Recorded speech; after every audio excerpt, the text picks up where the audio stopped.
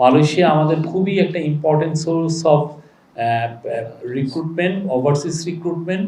এবং এই জায়গায় যে মালয়েশিয়ায় যে মাইগ্রেশনের আমরা যাতে তাদের সাথে আমাদের এমন একটা জায়গায় নিয়ে যেতে পারি যার জন্য মালয়েশিয়া যাতে বাংলাদেশের উপর থেকে তাদের সর্বোচ্চ সংখ্যক জনশক্তি বাংলাদেশের থেকে নেয়।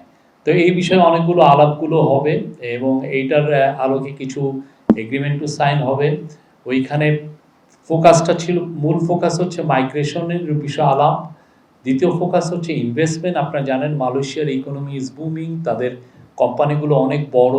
তার মধ্যে বড় বড় যেগুলো কোম্পানি আছে যেমন আপনি ওদের প্রোটন হোল্ডিংস আছে, ওদের যে স্টেট, এটা সভারেন স্টেট ফান্ড যেটা খাজানা আছে, খাজানা, তারপরে ওদের পেট্রোনাস, ওদের যেটা স্টেট ওন যেটা পেট্রোলিয়াম কোম্পানি আছে, তাদের সাথে অনেকগুলো এদের যে যারা চিফ এক্সিকিউটিভ তাদের সাথে ওনার কথা হবে। এবং ওইখানে মালয়েশিয়ায় 13 তারিখে একটা বিজনেস কনফারেন্সে 13 তারিখে বিজনেস উনি ওইখানে বক্তৃতা করবেন 12 তারিখে, সরি।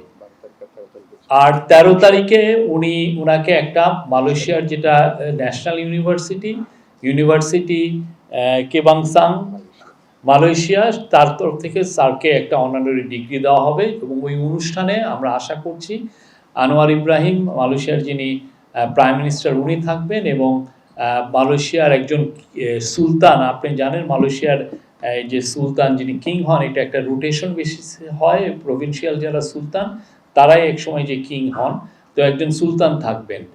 এছাড়া ওনার মালয়েশিয়ার প্রাইম মিনিস্টারের সাথে 12 তারিখে একটা বাইলেটারাল মিটিং আছে, সেটাও আমাদের জন্য খুবই ক্রুশিয়াল।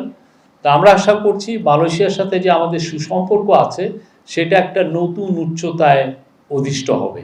এইটা আমাদের জন্য খুবই ইম্পর্টেন্ট। এবং সামনে আমরা মনে করছি যে, এবং ওইখানে আমাদের আনঅফিসিয়াল হিসাবে প্রায় 15 লক্ষ বাংলাদেশি থাকেন, তাদের পাসপোর্টের কিছু সমস্যা হয়, সেগুলো এই সফরে এই বিষয়ে মানে it will be look into.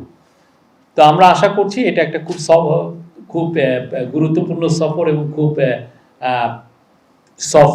একটা সফর হবে। এবং এটার উপরে যে ডিটেলটা আমি আমাদের ডিজিপিডি উইং শাহ আসিফ রহমানকে বলবো, উনি এটার বিস্তারিত বলতে।